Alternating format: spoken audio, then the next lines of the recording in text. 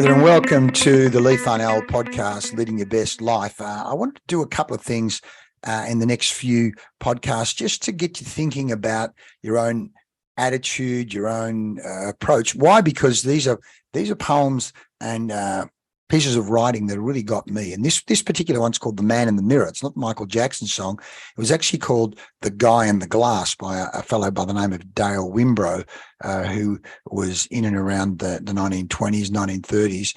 And my auntie Norma, who's my father's elder sister, had a number of books by Dale Wimbrow because he obviously wrote some books and did radio broadcasts and recorded records. But this particular one jumped out at me, The Man in the Mirror, The Guy in the Glass. Have a think about it as I say it. When you get all you want and you struggle for self and the world makes you king for a day, then you go to the mirror and look at yourself and see what that man has to say. For it isn't your mother, your father or wife whose judgment upon you must pass, but the man whose verdict counts most in your life is the one staring back from the glass. He's the fellow to please, never mind all the rest, for he's with you right to the end. And you've passed your most difficult task if the man in the glass is your friend. You may be like Jack Horner and chisel a plum and think you're a wonderful guy, but the man in the glass says you're only a bum if you can't look him straight in the eye. You can fool the whole world down the highway of years and take pats on the back as you pass, but your final reward will be heartache and tears if you've cheated the man in the glass. Whoa.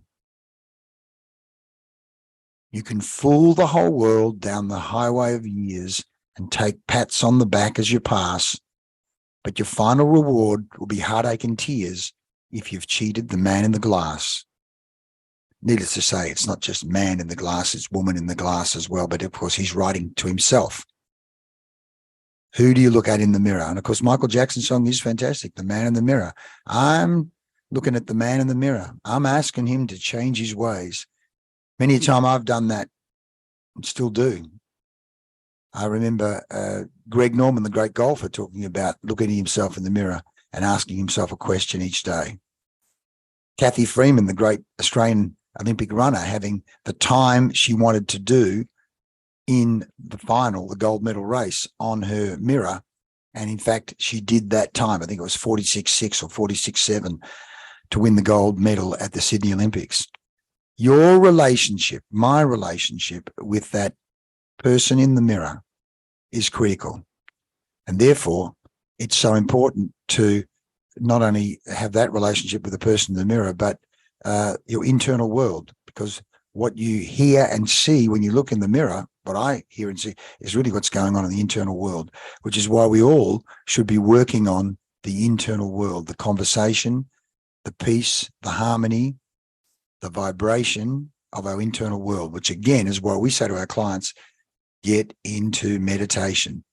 5 minutes, 10 minutes, 20 minutes. If you did transcendental meditation, it's 20 minutes twice a day to bring down that set point and in many ways have a peaceful, loving, kind conversation with yourself, with your eyes closed. Because when you're looking at that man, that woman in the mirror, your eyes are open. And that's a different conversation.